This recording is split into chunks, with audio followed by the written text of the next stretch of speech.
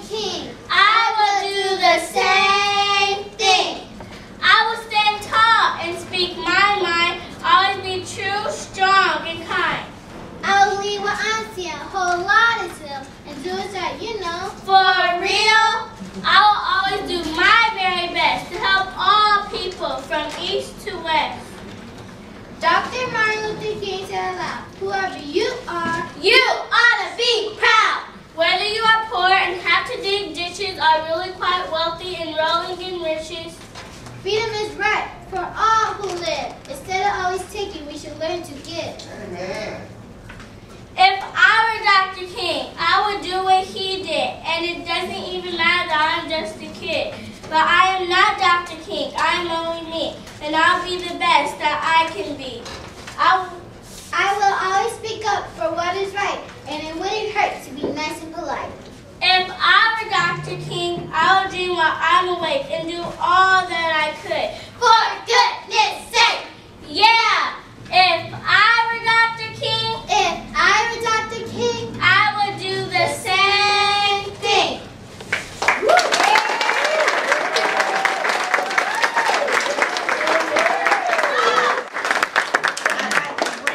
Mother Lawson, who is the founder of the tahara15 Foundation. Thank you, Mother Syway.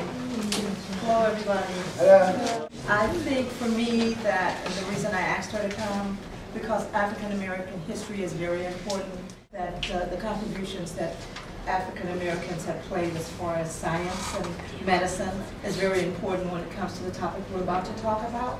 So that's why I invited her, and I think that African American history, just like what I'm about to talk about, needs to continue to be talked about.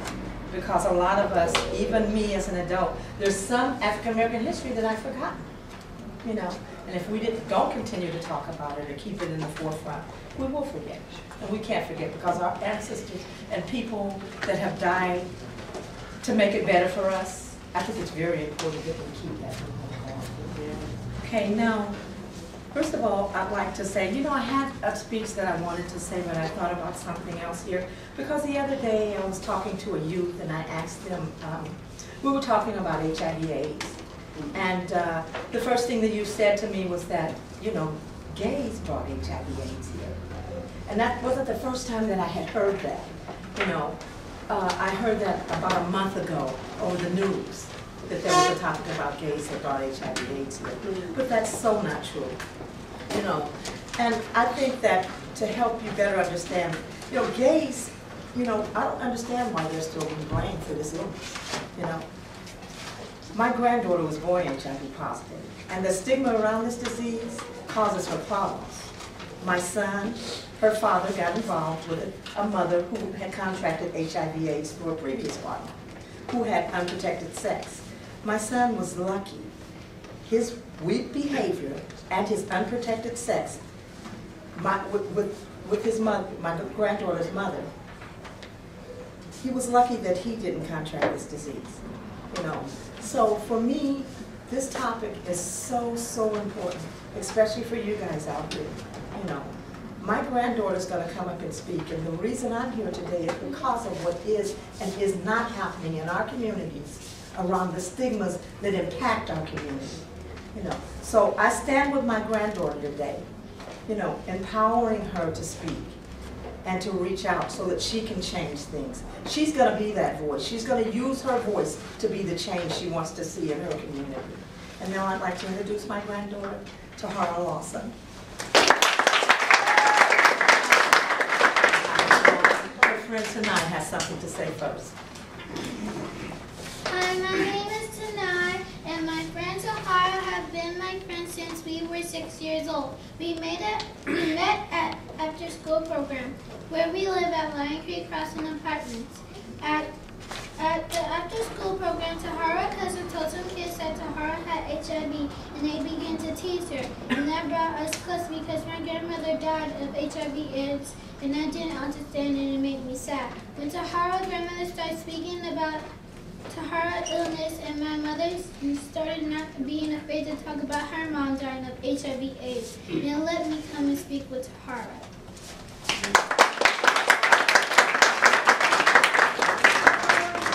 My name is Tahara. I'm 10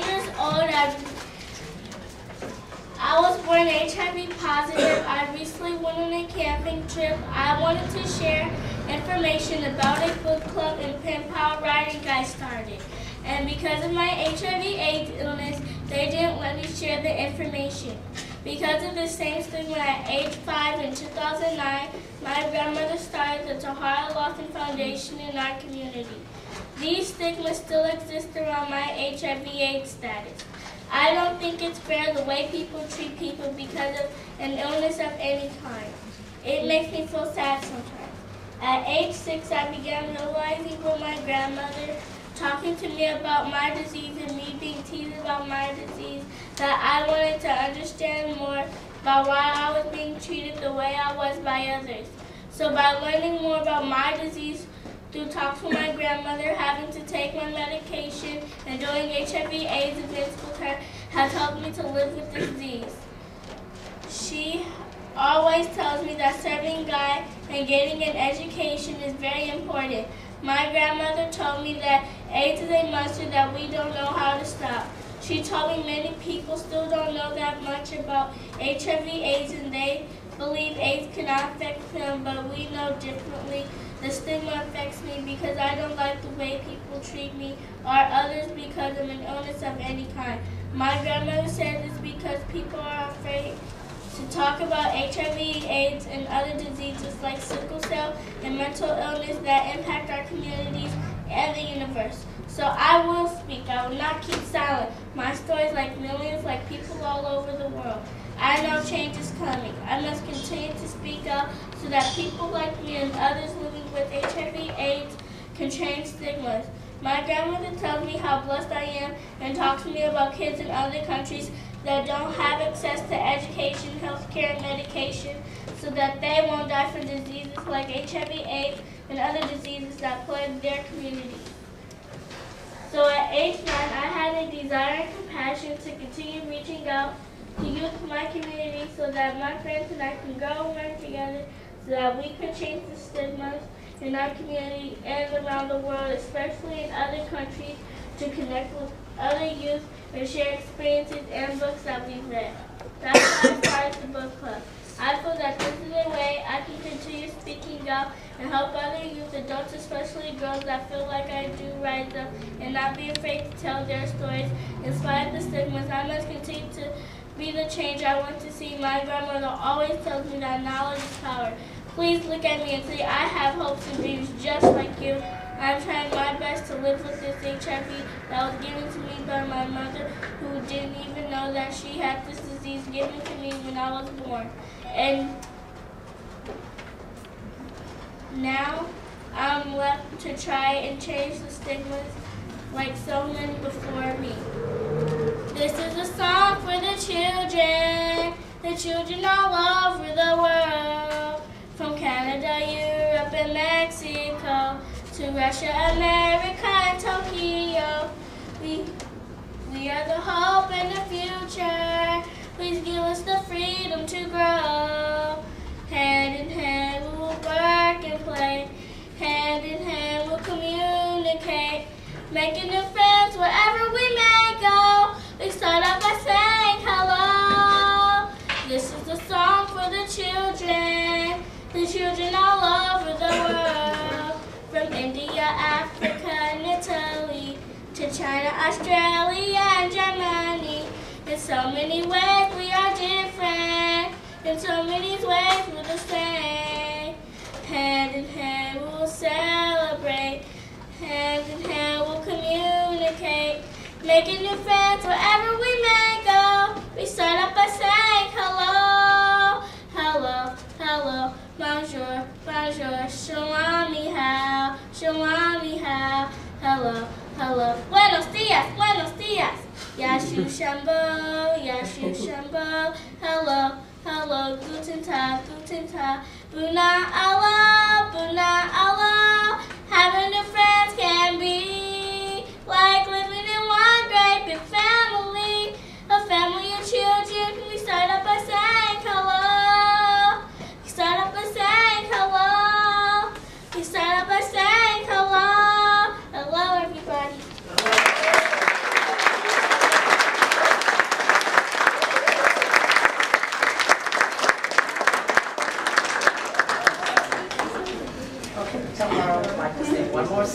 you. I am a promise. I am a promise. I am a possibility. I am a promise with a capital P. I am a great big bundle of potentiality. And I am learning to hear God's voice, and I am trying to make the right choice. I am a promise to be anything God wants me to be. I can go where He wants me to go. I can be anything that He wants me to be. I can climb the high mountains. I can cross the wide sea. I am a great big promise, you see. I am a promise. I am a possibility. I am a promise with the capital P. I am a great big bundle of potentiality. And I am learning to hear God's voice, and I am trying All right now. to make the right choice. I am a promise to be anything God wants me to be. I am a promise. Let me be the change so we can break the chain. I've written a book that will be out in February soon that my grandmother co-authored with me. We also have an online book club that will be coming soon. Join my grandmother and me help to stop the stigmas. Purchase my book online or in bookstores. Find a quiet place, find with soft pillows, and read my story, share it with others. Know that we are thinking of you. When you hear our cries feel in the fear of our eyes, hear our laughter raising from our souls, caress our hearts. My grandmother and I share the universe with you. Remember our story. We love you all.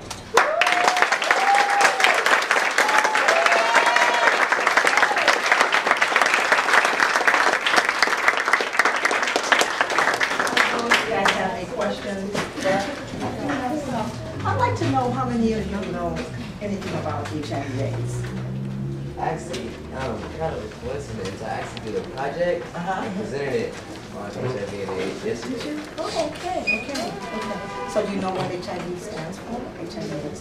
Well, I don't know what it stands for, but I know how you can get it, and I know how it works. You know how it's contracted. Anybody else? Tahara wants to tell you what it stands for.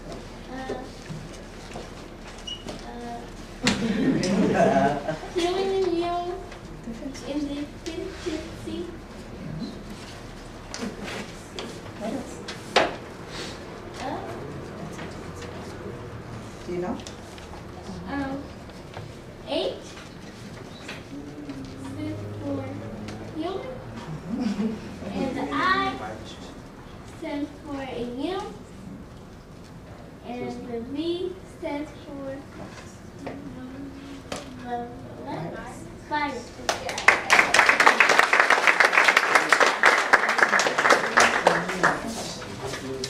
Does anyone know how HIV is spread?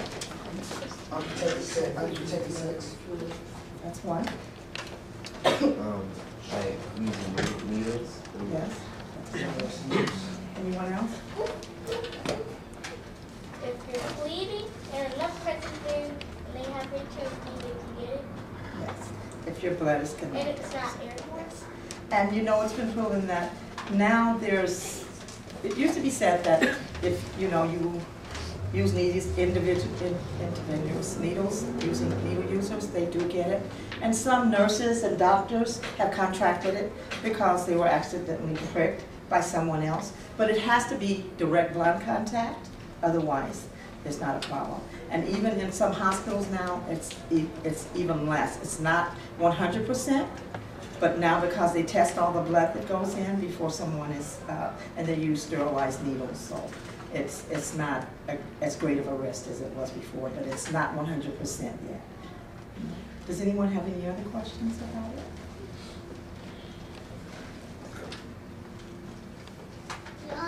This is one way that you could get it if you get 5 milligrams of some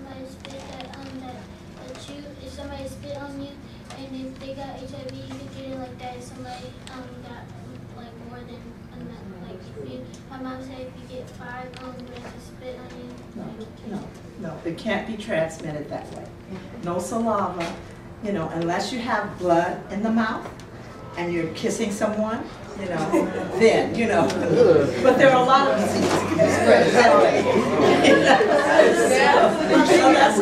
So that's not one. Someone's saliva or someone sneezing on you or someone, it's not going to give you HIV. You know, someone's sweat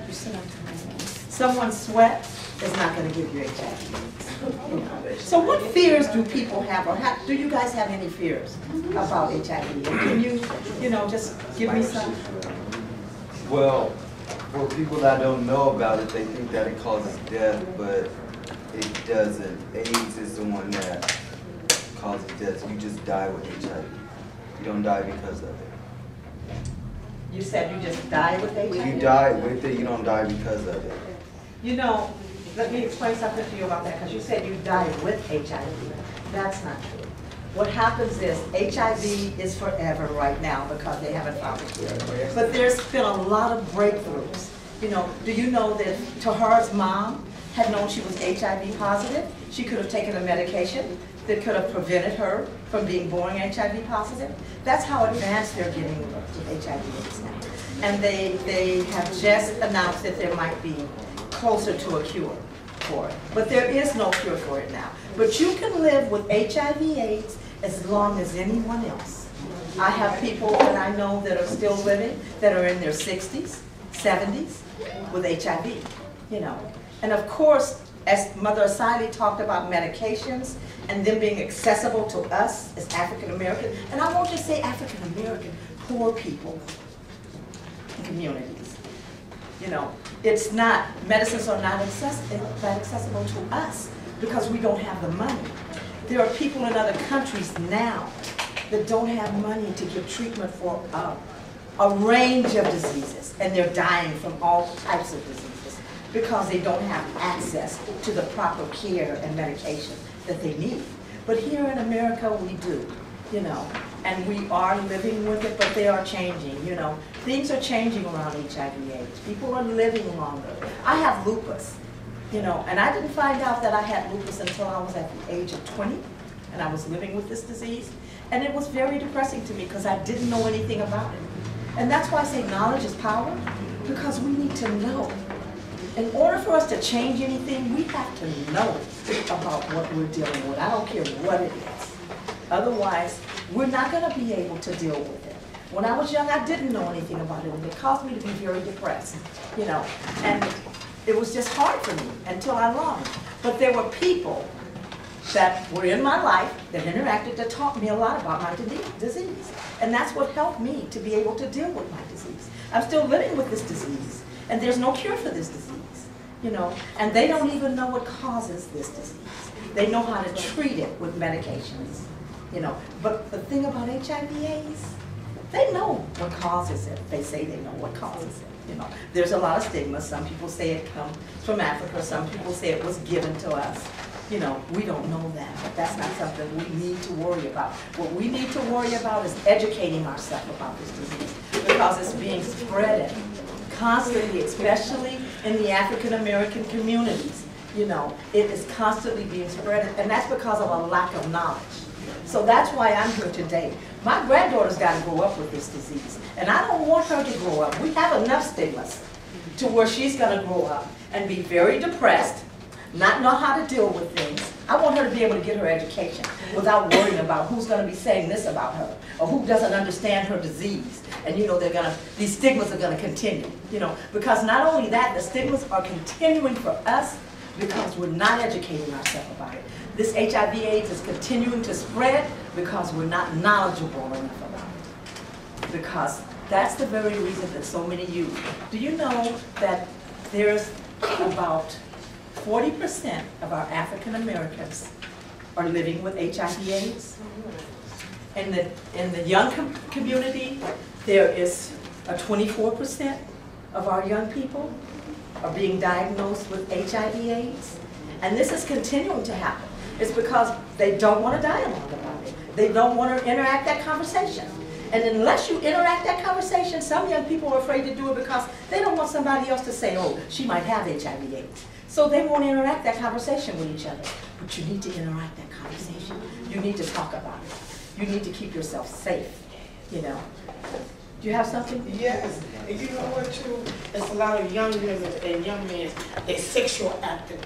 They're so sexual active, they don't know you ain't supposed to have sex until you get married. But since they're so sexual, they don't use a condom, they go and sleep with another person, and then they carry the disease and they take it to another person. I mean, they hear. If you don't talk about it, they ain't gonna know about it. It's gonna spread it through sex. One catch it and then it get to another one. That unclean person, because it's unclean. They spread it and give it to another. Go ahead, ma'am. I'm gonna hear what you're gonna say about that. It's something. My mother had a friend. You know, I understand exactly what you're saying, but my point on that is, we can talk to our kids about not having sex, or we might say, I know when I was younger, my mother used to tell me that how you got pregnant was through a watermelon seed. You know, I grew up with that. But we know better than that, right? So I'm not about going around the topic of sex with young people. I teach that I do wish the kids would wait until they're married to do it. But we know that our kids are not doing that. So the thing we need to do is to help them to understand how important it is for them to think before they do anything. You know, just think, and please keep this conversation going. I mean, I don't mean that you're going to talk about it every minute. But if you see somebody and you know that they don't know anything about it, you know, you need to talk about it. You know what I'm saying? Interact that conversation. You might be talking to somebody that's living with it, but they're afraid to talk about it. And you know why? Because they know what their reaction is going to be. You know, and we cannot be the judge of any person. You know, because there are so many diseases that we're living with right now, that people are living with and dying from. HIV is not an airborne disease. But there are so many diseases that are taking lives. You know, my granddaughter, measles is one. You know, that is a virus, okay? And there's so much that we don't know about that. We know that we caught measles and we get bumps all over our body and it makes us sick. But that is a disease that there is no cure for. The common cold, there is no cure for. They can treat it with antibiotics, they can get you rest. They can treat measles because the scratching and the other things cause infections, right?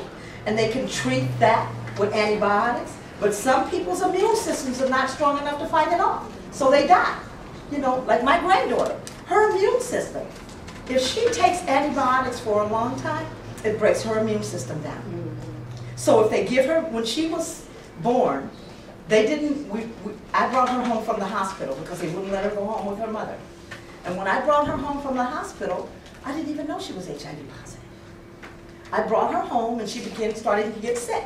I took her back to the doctor. They told me that she probably had a virus. I took her back home. She was home about a week.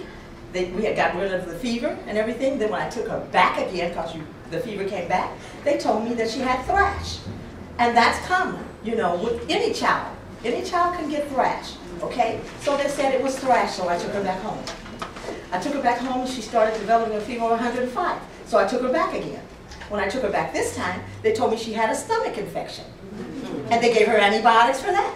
I took her back home. When I took her back home, she continued to get sick. So I took her back. This time I told them, I'm not going to take her back home again. You need to find out what's going on. So they decided to keep her. When they kept her this time, they had to call in a specialist because she had developed a brain infection and she had developed a yeast infection.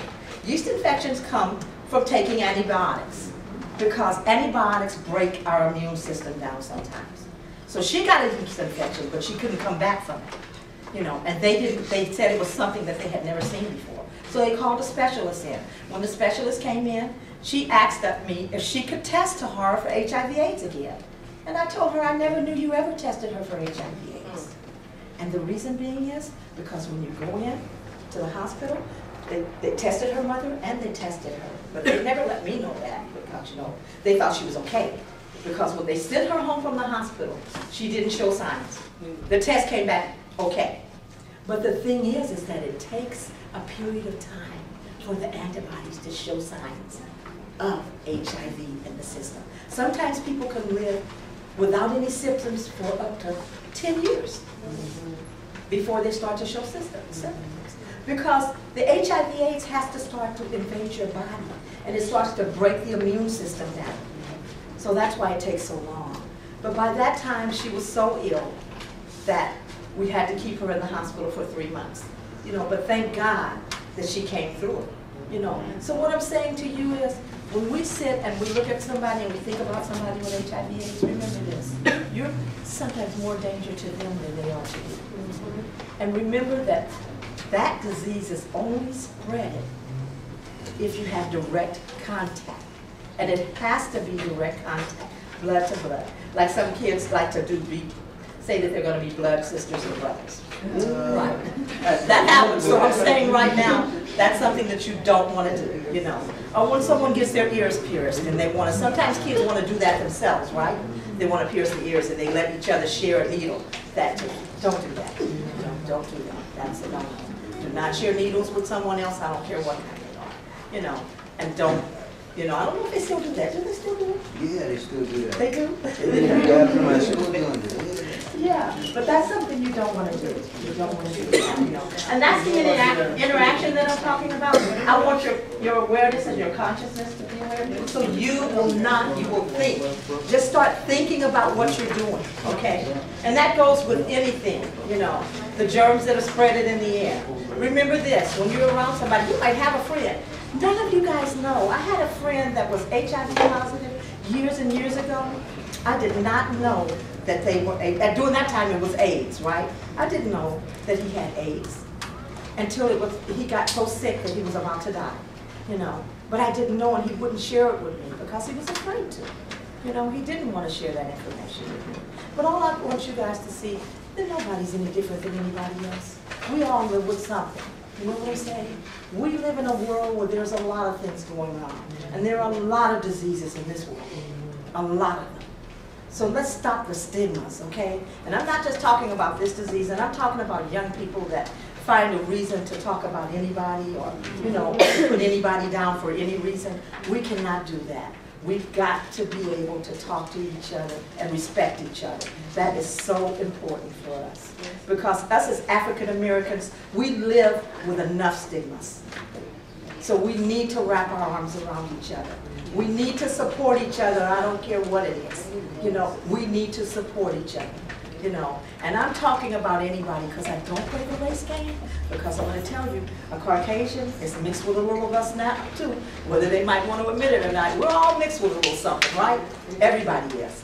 So it's all of us. We've got to love each other. You know, and for us, when I say poor people, a lot of us are poor. We don't have millions of dollars, you know. So we really have to start really caring more about each other and thinking. And I'm just going to tell you guys right now, remember when I'm speaking to you, and remember that this disease is running rapidly. Until they find a cure, it's something to think about. Because she has to live with, she takes 8 different medications. And those medications cause her side effects. And this is something she's going to have to live with the rest of her life. And she didn't ask for this, you know. So in order to prevent this, protect yourself. You know, and she'd like to share this with you, her chart. She's kind of proud of where she's come from. Remember I told you she was in the hospital for 6 months? And that's because she's going to explain to you now.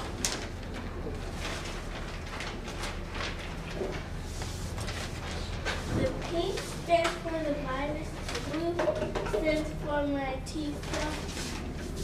These are her T cells. When her T cells are up, that means she's doing fine, okay? You know, the virus is not attacking her body. When the viral load is low, that means that she's doing fine. The virus is not attacking her body. But when the viral load goes up, that means that she's not doing fine. And she's unable to fight off any infections. So. 2004, that's when I was born to 2014. And there's 365 days in 1 year. And I'm 10 years old.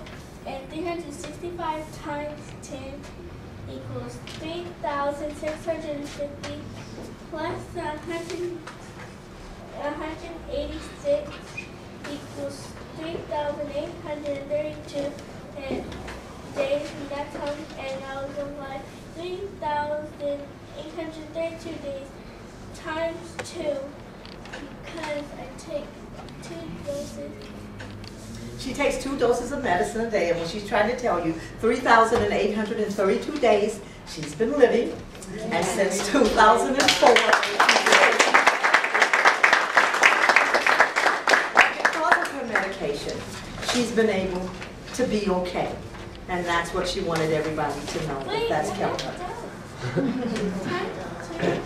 Times 2 equals 7,664.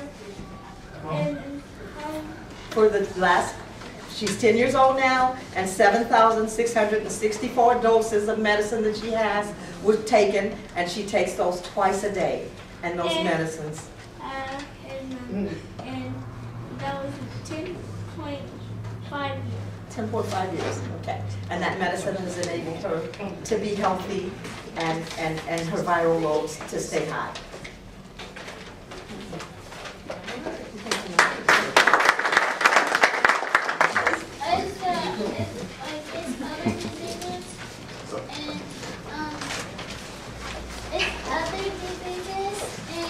Other problems that people have, and I got one, and it's called kidney reflux. It's like I had to get took into the hospital when I was like a baby, and I had to get some stuff to take care of the hole, and now the hole is cleaned up. Good.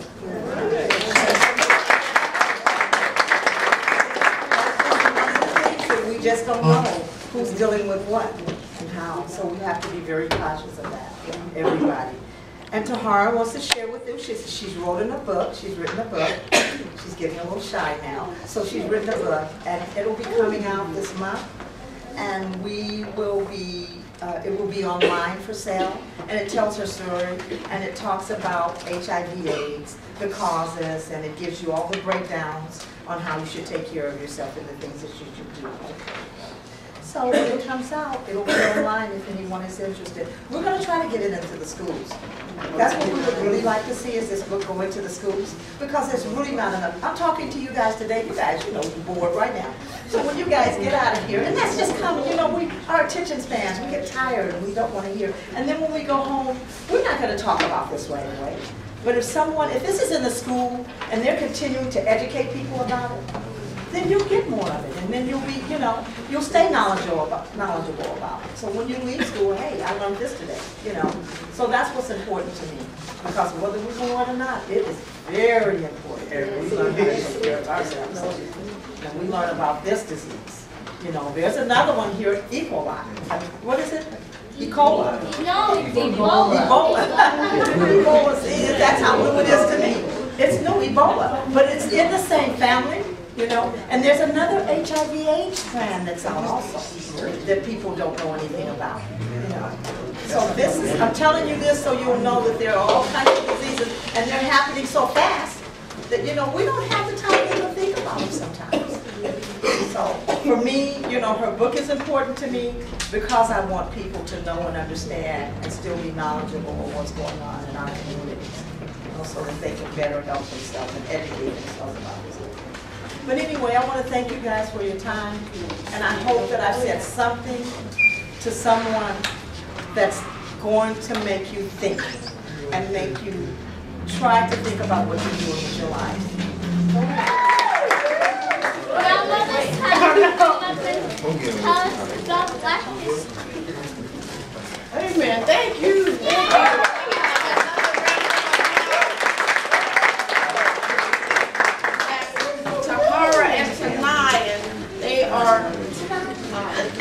Part of the Tahara15 Foundation. My name is Asale Mandisa Kimana Siti Ajanatu. Speak sweet, genuine lady from the tribe of Ajanatu. And I would first like to start off by thanking Mr. Marcus Foster for allowing me to come, and I would like to thank Mother Lawson, who's the founder of the Tahara15 Foundation, for asking me to come and speak. And if I have my history right, I think Marcus Foster was the first African-American director of the Oakland Unified School District. And I have to ask him if he's related. And I just heard his name just now. But our organization, Grandmothers Who Help, produces Black History exhibits, and we take them to schools, churches, and organizations throughout the year because it's so very important for us to understand our history and our culture. Now, what I say is that there's one race. That's the human race. Amen. Everything else is culture. Yeah. Your walk, your talk, what you wear, what you look like, your mother, your father, all of that is culture. And that's what we have to understand, where we came from and what our culture is and why we look the way we look, why we talk the way we talk. It's all about our culture. So I know that today's program is focused around the diseases that plague our communities. Yeah. And one of those diseases are HIV/AIDS, diabetes, heart problems, hepatitis, all of those kinds of diseases plague our community. Now, understanding your culture, you have to know that when we were brought over here against our will, we didn't come empty-handed. We didn't come empty-minded. We were thinkers, we were chemists, we were scientists, we were doctors, and so when we got here, we built this country based on our knowledge. When we were in Africa, we had command of many plants. Now that's the first medicines, our plants. Some of them could recite volumes of history about medicine. There was one king who, at one setting, recited 700 years of history of plants. So we didn't come over here empty-handed. They brought the best, the greatest. I mean, and we had a hard time getting here. I mean, we were placed in ships, in the bows of the ships, where the water would come up, and we were stacked one on top of the other, and water came in, and rats was floating around in the bottom, and then you couldn't say, "Excuse me, can I go to the bathroom?" And you had to use the bathroom right where you was at. So if you were stacked on top of somebody and everything else flowed to the bottom, if you got sick and you had to go throw up, it all flowed to the bottom. So there was sickness and death on those ships. And the 10 million African people that were taken out of the continent of Africa, 1/3 of them made it. And a lot of us in here today are part of those 1/3.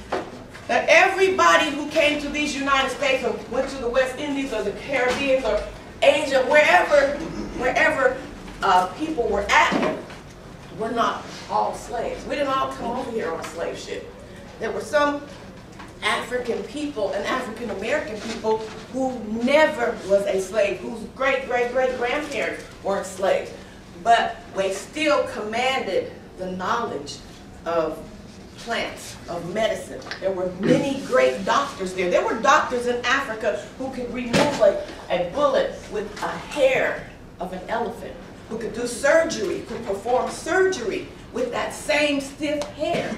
Africans invented many things. The some of the tribes brought their knowledge from West Africa, from North Africa to West Africa. That was the Ugandan people. The Maasai tribe was the one that removed that bullet with the hair of an elephant. Now, I haven't really been that close to elephants. The next time, look at them. See that they're actually that sturdy that they could do that. And do your research. Now, even though we had storytellers that passed down information generation after generation, people thought that we didn't have a written history. We had a written history. What was that written history? Anybody know that written history? Anybody heard of hieroglyphics? Hieroglyphics was our written history, and that history was in the tombs during antiquity. So we've always had a written history, but we've always also had storytellers to help pass that history down. So it's very, very important that you guys pass that history down to your generations. Here I have some recent history of scientists and chemists and poets, and that ain't even that much of a tip of my finger of information about our scientists, about our chemists, and about our poets. When you go to school and you hear about Lewis Latimer, who is that? Who was Lewis Latimer? Who's Thomas Edison? The dude who founded the light bulb, He invented the light bulb. So, but you know about Thomas Edison, but you don't know about Lewis Latimer. Now, Lewis Latimer also invented the filament that goes in the light bulb, the same kind of invention that Thomas Edison invented. And he actually worked for Thomas Edison. And this is a picture of Lewis Latimer with his biography. Sister, you do that? Yeah, I was just like, no, it's not me. Yeah, but see, you knew that. So you have to project what you know. You know, if you know that, you gotta stand strong. There's African American people who did this, they did this, they did this. So that other people can see that we're just as proud of our history as any other history. Now there's not just African American scientists. There's actually a Chinese lady, and she has one of the biggest, I think it's called biotech. She has one of the biggest companies in 3 countries. There's Native American Indian chemists. But we talk about African American chemists and engineers and scientists. But as you go on a timeline, they all did the same thing at the same time. The only difference is none of them were kept in slavery for 400 years. None of them invented all of the inventions that helped to raise these United States in slavery, which proves that we are a strong people.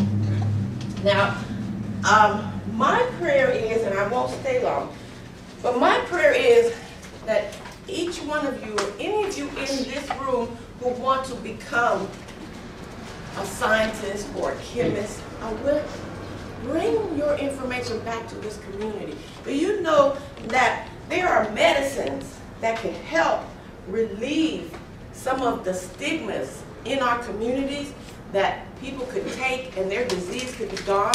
But can you imagine why aren't they doing that? Why, if I have a disease, if I have hepatitis, how come I don't go get this medicine that I know is out there, take it and be done with that, instead of taking a chance to pass it on to my children, my grandchildren? Why can't I get that medicine? They don't know about it. Well, they do know about it. It's there. Money. It's money. There are many, right now, medicines that could cure a lot of the diseases that plague our communities, but they are so costly that a lot of the masses of people, they don't have that money. And their insurance won't pay for it. Medicare, Medicaid, those kinds of, they won't pay for that. So young people, think about when you go to get your degree, your college degree, come back to our communities and start working with the masses of people and start passing laws and say, you know, if I only have 10 cents and this medicine costs $80 million, but you say I have this insurance, because I mean, it'll take me there to give me a physical, I could get some kind of exam, but it won't allow me to cure my body so I can live the rest of my life. Pass the laws and say, if I got Medicare, if I got Medicaid, that same insurance will pay for my Hep C treatment, will pay for my cancer treatment. Because that's the only way it's going to happen. Otherwise, it's going to stay one-sided. Those that have the money will get the cure. Those that don't have the money won't get the cure. I want you, if you please, when we finish with this program today, please look at these inventions, and please go and Google black inventors, black scientists, black chemists. There's a man today, and I started our exhibit from antiquity, and I haven't really put a lot of today's scientists up there, but who's Mae Jemison? Wasn't she the first black astronaut? The first black astronaut. Okay. Has anybody ever heard of Neil deGrasse Tyson? Neil deGrasse Tyson was born in 1958. He's an astrophysicist. I like them words. You guys get them degrees and say astrophysicist and director of hydronuclear medicine. And I mean, those are the jobs that's going to help make an impact on our community. And there's another man in Africa named Philip, can't even say his name right, Philip Ngali Walai. Close enough. He was born in 1954. Now he came up with an idea. You all know about computers. You know, have you heard the word daisy chain? Where you can connect one to the next, to the next, to the next. That's daisy chaining. So he came up with the idea to daisy chain, which helped to create the internet. But he also, this daisy chain helps to analyze petroleum. And petroleum is what everybody's fighting about. All of this oil, petroleum, all of that. So that's also big money. There's Garrett Morgan. Now he's not today, but who's Garrett Morgan? This right here, if you plug it up, is red, black, and green. I mean red, I got red, black, and green on the brain. Red, yellow, and green. Okay, you gotta do the little thing. Is that the man that created the traffic light? The traffic light. What else did he create? What else did he create? The gas mask. He created the gas mask. I mean, there are so many. Okay, I'm gonna ask you one more, and that's it. I know you guys know this lady, even though it's a myth. Madam C.J. Walker. Wait. Let's get some of the bigger. She invented the hot comb. She invented hair care products. There was another lady, but they say that she was the first black female millionaire. And I can't think of her name, and I'm so sorry. That's something you can Google. But there was a lady who taught her. And the lady who taught her was one of the first black female millionaires. There's another black woman from San Francisco who was also a black millionaire, and they called her name is Marion Pleasant. She was also one of the first black female millionaires. So there is not just one, or there was not just one black female millionaire or black female scientist. There was many. So please, you guys, learn your history, understand where you came from, learn the history of Africa. It's nothing to be ashamed of. Africa is where we're from. And before the Black Holocaust, everybody hears about the Jewish Holocaust, but they don't hear about the Black Holocaust.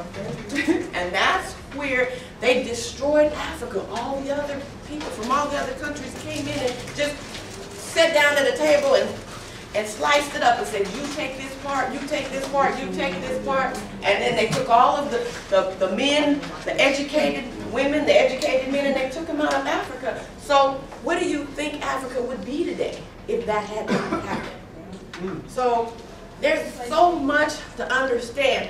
And this is one last thing, and then I'm going to be finished. But there's a drumming and communications. Now, a lot of people know that when we were brought to these United States, we weren't allowed to drum because that was a means of communication. So they took the drums. But some of these drums that African people had made them and constructed them to the point to where they almost sounded like voices. And that's why they call them the talking drum. But there are some Africans who could hold their hands a certain way, cup their hands, speak into that, hold their head at a certain angle in front of water, in front of like a lake or an ocean, and someone on the other side who looks about that tall can hear that voice. I mean, and it's all science.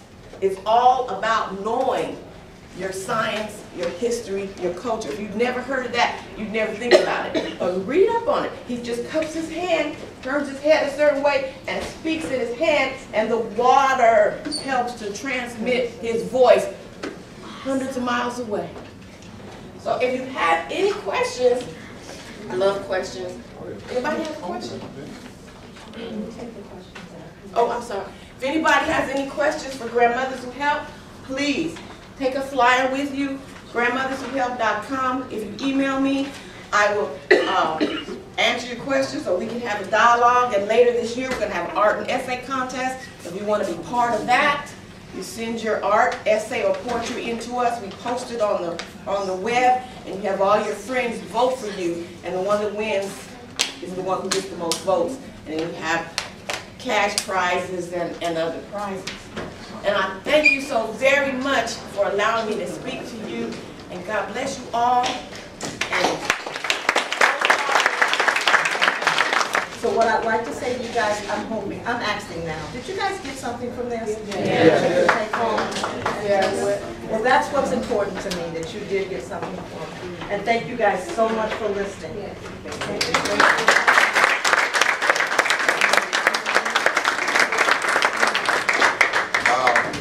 You know, I've been going. I missed the whole presentation. Should I speak to him? You see how she get over You see how she moving like I'm stepping away from him. You know how Hey, but let me tell you something. So that y'all can sit here and enjoy yourself, people got to run and fight and scuffle to be doing stuff behind the scenes. So everything what I was doing was for this, right? But we thank you. We thank you guys. Let's give her another round of applause. I'm pretty sure she told you, but you really need to know the seriousness and the consequences behind the decisions you make when it comes to sex. You hear me? I mean, thank you over there. I got one like the pastor church. I got one. You know, you really because the ages 15 to 21, HIV is through the ceiling right now, right? Yeah. So when you be wanting to make a decision, you know, about making moves. Whatever y'all call it, I don't care because I'm too old, right? But when y'all be ready to make moves, you better think about, women, you better think about, don't just think about being pregnant. You better think about a man, a brother giving you something that you can't never get rid of. Teach! You hear me? I mean, that's why we're having this workshop this time, because we haven't done this before. But the reason we're having this workshop is because Gina Adams, who's over the health department, HIV and STD testing, in Fresno asked us to have it, right? And I thank God for my play mother here, Ms. Lawson, right? For coming down here and doing this workshop. We're grateful. We thank God for Tahara. Now y'all like her story.